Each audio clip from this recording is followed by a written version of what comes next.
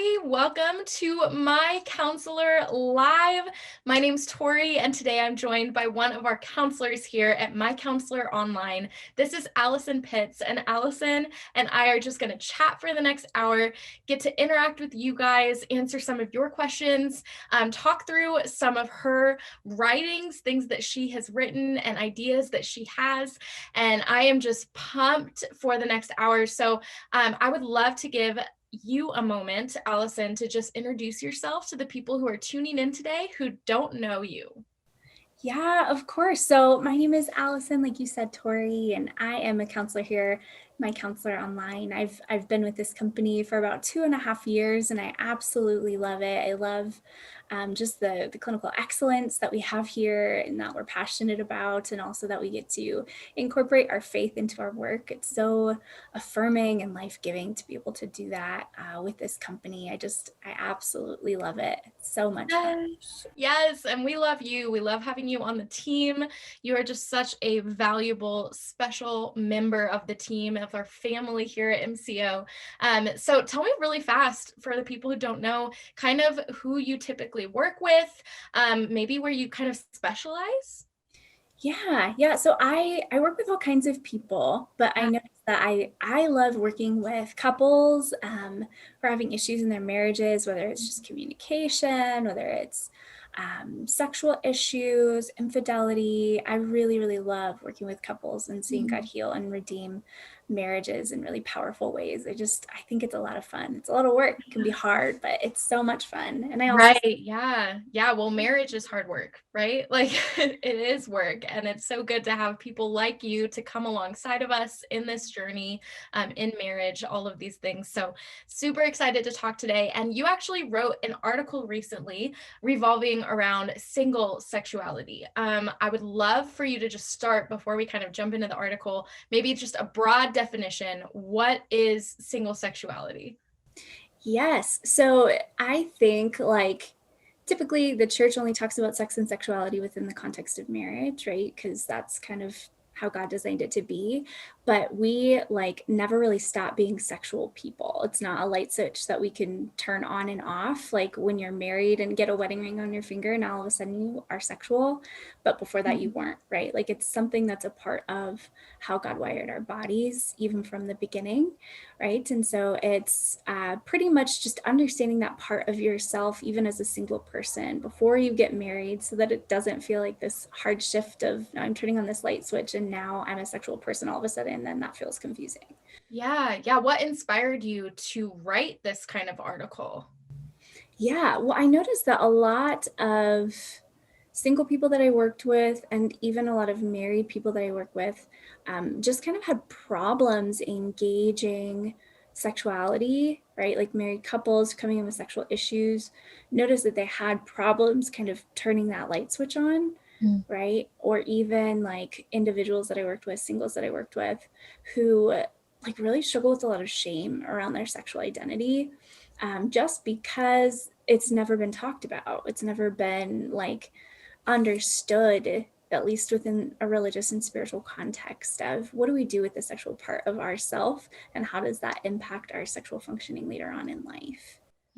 Yeah, absolutely. Totally. So is this article kind of written to people who are single, who aren't married yet and are struggling with that? Or is it kind of written also to people who maybe are and are having trouble with that little switch that we have mentally around sexuality? Who is this article for? Yeah, so it's definitely targeted to singles who are grappling with the idea of sexuality and how do I navigate this and what do I do with this part of myself. It's directly written for those people for sure, but I think if there's a married person that is kind of recognizing or that's resonating with them of, okay, yeah, I do kind of have a hard time engaging sexually now because maybe that light switch is still turned off. I think there could be some benefit for them in there as well. But primarily it's for kind of the single person of what do I do with this part of me that's still here when I'm not married, right? How do I Yeah. acknowledge that? How do I? Yeah, absolutely. Why do you think that the church misses such a large part of God's design, God's message around sexuality? Why do you think the church specifically often misses that? Yeah, I mean, I can only speak from my experiences, right? But I think in my experience growing up in the church and kind of living within that culture, I think my perception of it is there's kind of a taboo around sex and sexuality, right? Like there's this implicit notion that if we talk to kids or young adults about sex and sexuality, then they're going to want to go have sex, and you can't have sex before you're married, right? That's against the rules. And so we just don't talk about it. So we don't put their ideas in their head, and then they don't go out and make bad life choices in regards to their sexuality, right? And so we kind of put this quiet implicit, like the unspoken rules of the church are that we don't talk about sexuality so that we're not tempting young people to go explore and figure out what that is, right? Yeah, right. Absolutely. I remember having a conversation with our founder, Josh Spurlock, when I first kind of got started here at MCO, and we were talking kind of around sexuality and God's design of it. And he said something that has just really stuck with me, which is that if anyone should be celebrating sexuality and God's incredible design of it, it should be the church. And it's just so interesting how it's become such like a mixed signal. I can remember, I guess they call it, purity culture. I remember that when I was, in middle school and going to these like middle school lock-ins where they'd split the guys and the girls, and we'd have, the sex talk or whatever it might be. And I remember, really getting it ingrained to me at that young age that my sexuality was wrong. And thankfully, I had parents and friends and people, mentors who poured into me. And so it didn't make it such a hard transition when I did go into marriage and was able to really just like take that whole new side of things on. But a lot of people don't have that, right? A lot of people, go their whole lives thinking that sex is wrong and can't separate it once they get married. And that leads to so many issues and struggles, and hard things for couples to go through, in their marriage. And so I think that that is really important to talk about. Have you, as a counselor, like encountered a lot of people who have kind of experienced that like mixed signals around sexuality within the church? Oh my gosh, so many. So many. I think most Christians that I work with have had some experience like that, where it's like I like to think about it like a vacuum, right? Like there's this huge big empty void space in the church around talking about sex and sexuality. And I think as a result of that vacuum, like that space, that big empty space gets filled up with messages from the world that maybe aren't the healthiest around sex and sexuality, right? So there's like your friends at school, there's pornography, there's like locker room talk, right? There's all these different other voices that are speaking into the sexual part of our lives if the church isn't speaking into it. And I think we can kind of, like I talk about in the article, right? There's this one side where we completely turn that part of ourselves off if the messaging is your sexuality is bad unless you're married, right? It's like we work really, really hard to suppress those feelings and not notice those feelings and not engage with that part of ourselves at all.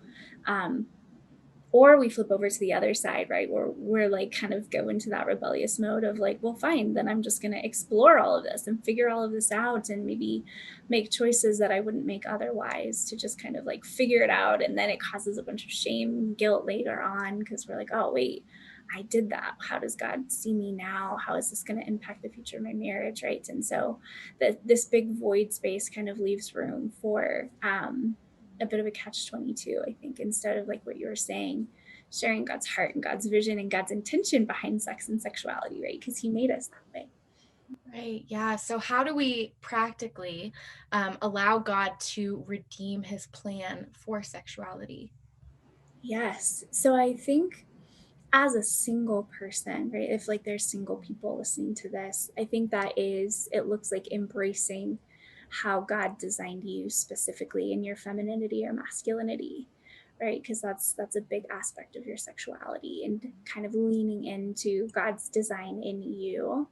And a lot of that work happens from the inside out, right? Like really diving into scriptures and discovering God's design for sexuality. There's an entire book of the Bible devoted to a sexual relationship, right? Like God made it as good, and he wants us to celebrate it and enjoy it within the right context, right? Like, just like there is like kind of guidelines around food, like we could eat ice cream every day all the time for breakfast, lunch, and dinner, and that would taste really good and be really fun, but we would feel sick later and it wouldn't be good for our health, right? So it's thinking about like, what are the guidelines that God created around sexuality, and how do I incorporate that into my life without like turning that light switch off? Yeah, yeah, you describe sexual desire in your article as the urge for intimacy, and I just thought that that was such a neat way to put it. Can you kind of expand on that? Expand on that urge for intimacy? Yeah, that God made sexual desire in us as a good thing, right? As a way to experience connection with other people, right? Because that's kind of what that urge is. And if you're not married and there's not necessarily a healthy physical outlet for that at that time, letting that physical urge kind of be a pointer and an indicator of, I'm really just desiring being close to someone, right? And how can I get that desire to be close to someone met in a way that's healthy and safe and good for me and good for the people around me, right? And so it's like a pointer, a mile marker, an indicator, right? Like our emotions are indicators, and sometimes our sexual desire can be an indicator that I just need connection, I just need closeness, and like maybe I need to go meet up with a girlfriend at a coffee shop and just like get a hug and chat for a while and like get that need for feeling connected to someone met, because it's a healthy need, it's a good need, Right. right? It's just getting that need met in a way that's healthy. Right. Yeah. And so, it's natural to have those sexual desires, but you do touch a little bit on lust, and kind of the difference between that urge for intimacy and lust. How can you kind of emphasize on how you can separate the two? Yeah.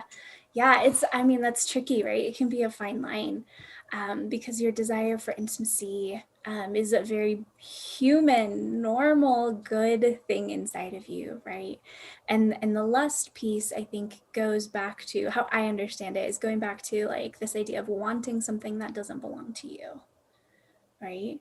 And like the random stranger on the street that you thought was attractive, like thinking about them in a sexual way, like is not honoring to them, it's not honoring to God, right? It's wanting something, desiring something that doesn't really belong to you, right? And so that's kind of how I differentiate that it's this ruminating thought, or it's picturing something that maybe isn't the best or the most healthy, like that's not yours, that doesn't belong to you, and kind of how you're honoring the other person Mm. in the eyes Yeah. of God, right? Right. Yeah. How practically, like, how do you shut that down? How do you shut down those feelings that kind of turn into thoughts? Yeah. Yeah. So I think that I like to distinguish and differentiate like feelings and thoughts, right?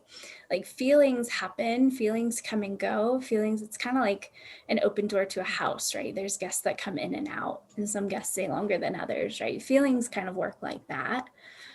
Thoughts, like the word is very specific that we can take those captive, right? And so it's one thing to be able to notice and experience, like, wow, I'm feeling arousal in my body, I'm noticing that, I'm feeling that, okay, that's a natural and good thing inside of me, that's how God made me, right? But just because your body is responding that way doesn't necessarily mean that your thoughts have to go a certain direction, right? Same thing with anger. If I'm mad at someone, I can notice where I feel that anger in my body, and I can pay attention to that and like listen to that. But just because I'm feeling anger in my body doesn't mean that I'm going to have thoughts about hurting someone else, right? Like those two things are different. And so it's the same with sexuality, that you can notice that feeling of arousal in your body and like validate that this is a normal and good and healthy thing that's happening inside of me, but I'm going to really make sure that I'm taking my thoughts captive and I'm not going in a direction with them that is going to be dishonoring to the Lord or someone else or myself, right? Mm. Yeah, no, that's so good. Kind of to close on talking about this article, single sexuality, what encouragement would you give to someone who maybe is single right now and experiencing these things? What encouragement as a counselor would you like to give to them?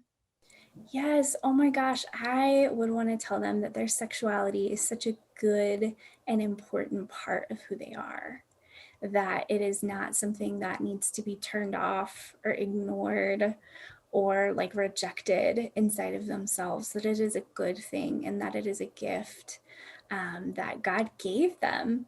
God gave them to kind of celebrate their uniqueness and their femininity or masculinity and kind of enjoy what God's given them in a way that's healthy and honoring and safe and all that good stuff, but to just like really celebrate and enjoy that part of themselves, so that if the Lord does have someone for them in the future, that can be such a joyful thing to step into. Yeah, absolutely. Awesome. Thanks, Allison, just for sharing your heart with us around that topic that I think is just so important to talk about. And that's something I just love about My Counselor Online is it's not something we shy away from talking about, that we do celebrate sexuality and all of these things and really opening up the conversation and inviting people into it. So I love that. I love that you wrote this article and were inspired to write it because I think it's important to talk about. So with that, we're going to kind of switch gears a little bit for a minute and talk about a trending topic. So, the trending topic, kind of going through like what is trending on Google, what are people searching, what are people interested in. The past few months, people have been really interested in weighted blankets. So, I feel like there's maybe a few reasons. Obviously, we're still coming out of last year, which, 2020, crazy. So people are still kind of feeling, I think, the anxiety and fears and unexpectedness of last year. And then it's also cold, right? It's winter. So, weighted blankets, let's talk about it. If you could just start by maybe explaining what it is and how it can be helpful.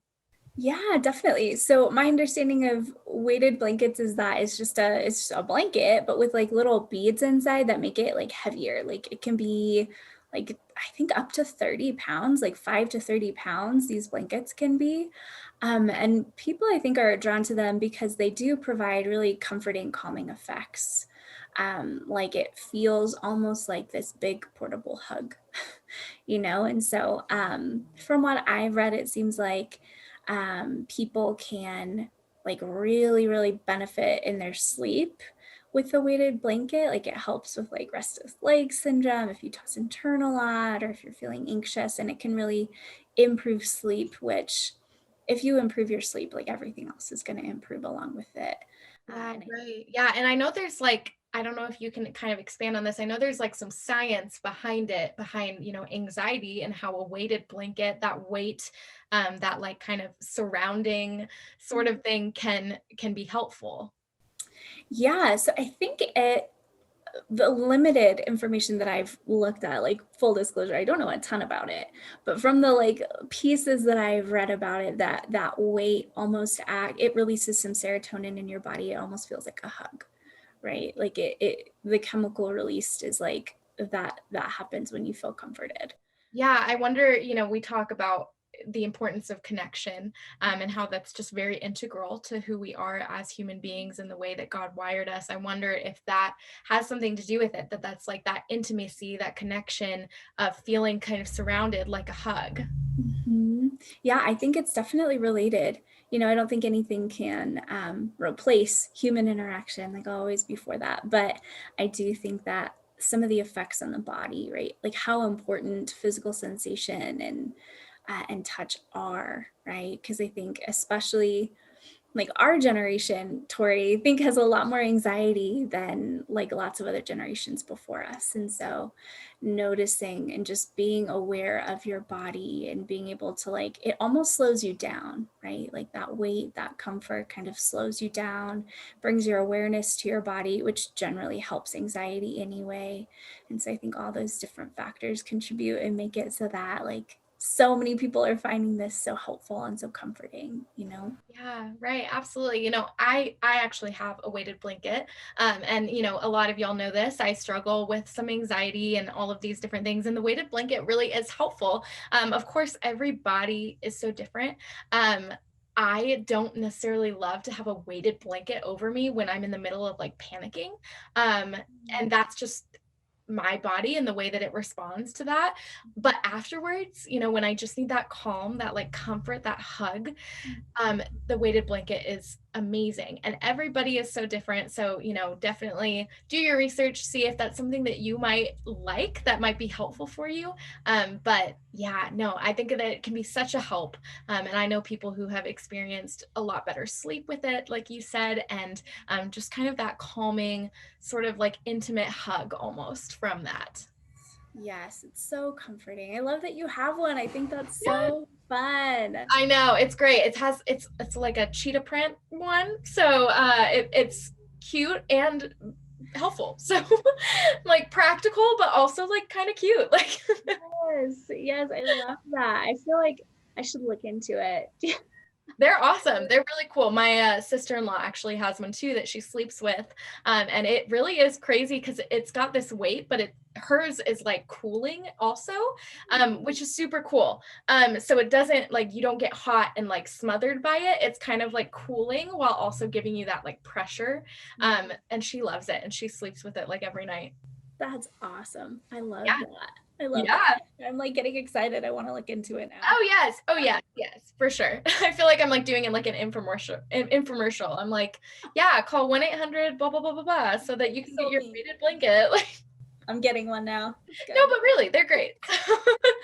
All right, well, let's kind of finish things out with our Q&A portion. You guys tuning in, this is the part of the show that you are involved in where we answer your questions that you have messaged to us on Facebook, on Instagram, YouTube, or asked at MyCounselor.Online/ask. So we are going to dive in to a couple of questions before we close things out. So Alison, this first question comes from a wife who says, I am married and 30 years old. My husband used to watch porn, and I don't know if he still does. He doesn't seem interested in having sex with me. I always have to ask him, what can we do? Yeah. Oh, that is such a difficult problem. I completely feel for her. Right? It can be confusing and disorienting when you notice those things, those dynamics in your relationship change, right? And I think like especially for women to pursue, like it can bring a lot of self-doubt and insecurity up in a relationship. The first thing that I would say, I always want to encourage couples to like start by talking to each other first, right? Like if there's been a history of pornography in your relationship, I wonder about like how trust was rebuilt and how you're navigating that, right? And wanting to just affirm that like it's okay to ask the question, right? Because you can only build trust when there's like truth and honesty in the relationship. And if there's doubt there, I just want to encourage you to ask. And if you're not sure how that will go, or you're afraid to ask, maybe bring in like a pastor or a friend or a counselor that can help you guys navigate that conversation together. Also, I I know that it's typical for men that sometimes testosterone can decrease as you age, and that it's really normal for men to maybe have less desire later in life. So that piece can be normal. But if it's something that you're wanting more of in your relationship, that it's perfectly okay to just ask and be curious about and just kind of wonder out loud with him like what's happening for him if he notices that, and what that would be like if maybe you guys could see a sex therapist and get some help in that part of your relationship so that you guys have someone to walk through that with you. Could be really Right. really helpful. Yeah, what would you say? Like, what if he is not interested in talking about it or meeting with a sex therapist? What would you say to her that she could do in order to kind of, I guess, start to resolve it? Yeah, I mean it's tough, right? Because a sexual relationship takes two people, and I think like for her to make sure that she is taking care of herself emotionally so that like whenever she does bring it up with him that it can be gentle and not like an attack, right? And that it's making sure for her that when she does communicate to him that it's coming from a place of I want to be close to you, and not a place of like why don't you have enough sex with me, because those two things sound really different, right? Mm. One will put your partner's defense up, and then the other will be like a bid for closeness and a bid for connection, right? Of, I just want to feel close to you, and I feel close to you in this way, and I miss that, and I enjoy that with you. And I want this to be mutually fulfilling for both of us, right? I want this to be enjoyable for you as well. Um, and then to just kind of be curiosity. I will always advocate for curiosity in situations like that when there's just all these question marks. Like, I'm not quite sure why this is happening. Just enter into those conversations with curiosity with your partner. So good, so helpful, and hopefully that was able to encourage the wife who asked this question, because that is a hard situation to be in, especially, they said, they're married, they're 30 years old, they're still young, like that's hard. And so hopefully this was able to encourage her. And the next question switches gears just a little bit, but I'm really curious about your thoughts as a counselor and just your expertise on this. But this person said, any books that you recommend for experiencing/processing childhood trauma? What are some good first steps that I should take? So I guess those are that's kind of a twofold question. So sort of start maybe with books that you recommend for experiencing and processing childhood trauma. Yeah, so first off, I love that this person is seeking that out and that they're wanting help and they're wanting to heal. I think that's so amazing. And I just want to applaud them for asking the question and taking the first steps, because it can be really scary to dive into that. It can be really hard to dive into that. So in terms of books, I think there's a lot out there and it depends on the type of trauma, but there is one book called On the Threshold of Hope by Diane Langberg that has a lot of really great information of survivors of sexual abuse. And that is really, really helpful. There's also Mending the Soul is a really, really good one that just talks about healing and has the spiritual aspect of it too, of just like bringing God into the healing process with you. It has a lot of really great information with that.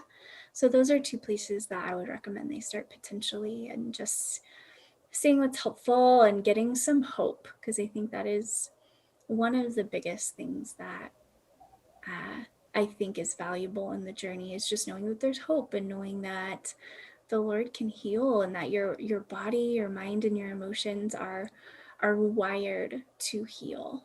Right? That's how God made us. He made us in such a way that our brains can change, our hearts can change, our bodies can change, and that's such a gift. Right. And so that the things that you're experiencing as a result of those traumas, like those things can be healed and changed.